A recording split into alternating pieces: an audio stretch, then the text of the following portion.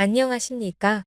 2025년 11월 26일 수요일 장애인 생활 신문 미디어 생활 소리로 보는 뉴스입니다. 오늘의 소리로 보는 뉴스입니다. 하나, 장애인 돌봄 통합 지원 정책을 앞두고 지역사회 건강전달체계 정비의 필요성이 제기됐습니다. 둘, 인천시 특수교육 예산이 2년 연속 전국 최하위를 기록했습니다. 셋, 미추홀 구의회 이수연 의원이 기초지자체 수호통역센터 설치를 공식 제기했습니다. 넷, 보건복지부가 장애인 서비스 지원 종합조사 개선 TF 첫 회의를 개최했습니다. 다섯, 제27회 한국장애인 인권상 수상자가 발표됐습니다. 여섯, 가짜 장애인 기업 제재가 강화됩니다. 첫 번째 소식입니다. 국회 보건복지위원회 김예지 의원이 지난 11월 21일 국회의원 회관에서 장애인 돌봄 통합 지원이 가능한 지역사회 건강전달체계 구축 방안을 주제로 제5차 장애인 건강정책 개선 릴레이 간담회를 열었습니다.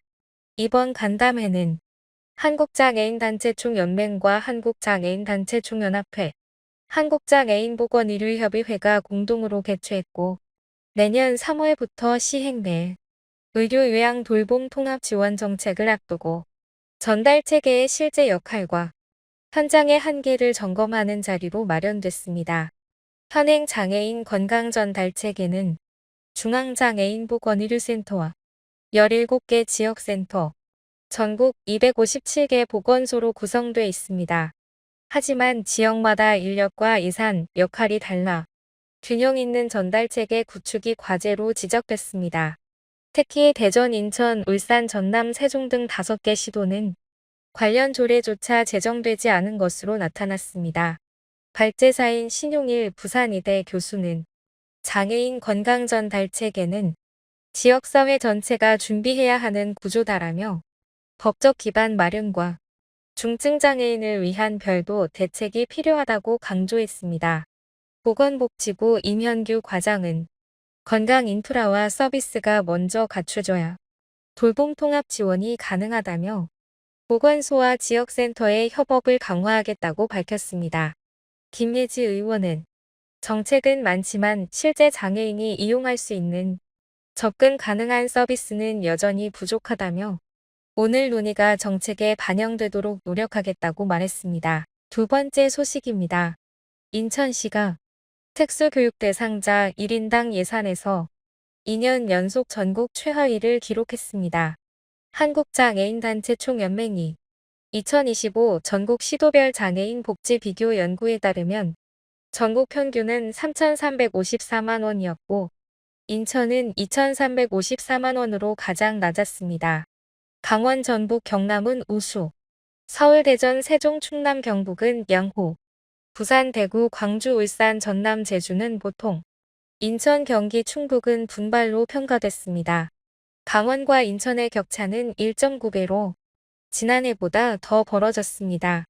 전년 대비 예산이 증가한 곳은 부산, 전남, 경북, 경남 4곳뿐이었고 13개 시도는 오히려 감소했습니다.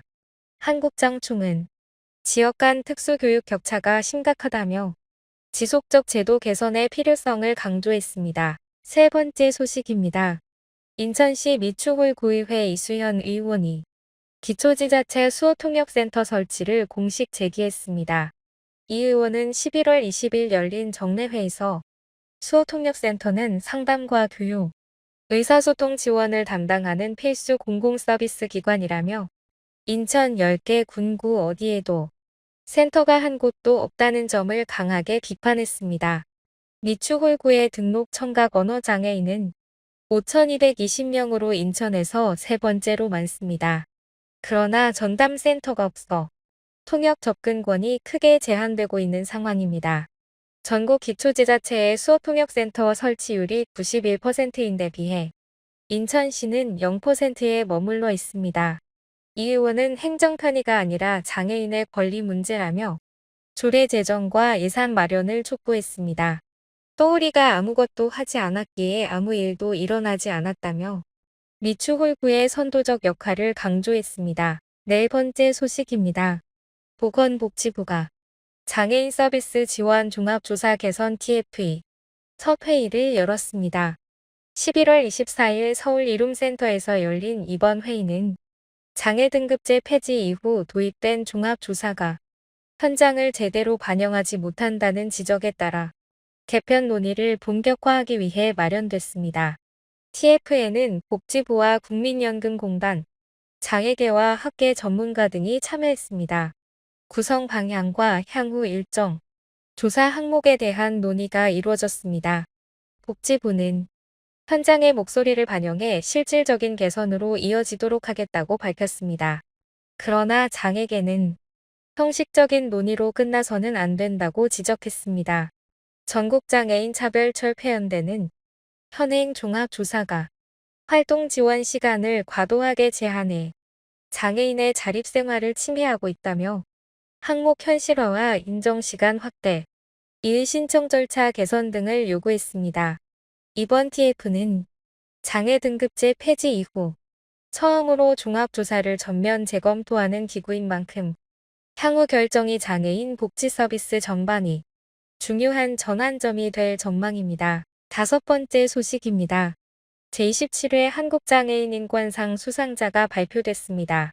대상인 인권실천 부문에는 정신장애인 당사자 이한결 씨와 중증장애인 당사자 조봉현 씨가 선정됐습니다. 이한결 씨는 자립생활센터 활동을 통해 정신장애인의 자립 기반을 넓히는 데 기여했습니다. 조봉현 세무사는 공공시설 접근성과 이동권 보장을 위한 지속적인 제도 개선 활동을 펼쳐왔습니다. 국회 이정 부문은 정희용 의원과 김남일 의원, 민간기업 부문은 넥슨재단, 기초자치 부문은 서울성동구, 공공기관 부문은 한국전기안전공사가 선정됐습니다. 한국장애인단체 총연맹은 수상자들의 헌신이 사회 변화로 이어지길 바란다며 지지를 요청했습니다. 여섯 번째 소식입니다. 가짜 장애인 기업에 대한 제재가 강화됩니다. 중소벤처기업부는 장애인 기업 활동 촉진법 시행령 개정안이 11월 18일 국무회의에서 의결됐다고 밝혔습니다. 개정안은 거짓이나 부정한 방법으로 장애인 기업 자격을 취득하거나 명의를 빌려 악용한 경우 재신청 제한 기간을 기존 1년에서 3년으로 늘렸습니다. 이는 장애인 기업 확인 제도의 신뢰성을 높이고 정당한 자격을 갖춘 기업이 공정한 환경에서 활동할 수 있도록 하기 위한 조치입니다. 중기부는 앞으로도 장애인 기업 지원 제도를 지속적으로 보완하겠다고 밝혔습니다. 이상으로 소리로 보는 뉴스를 마칩니다. 청취해 주셔서 고맙습니다.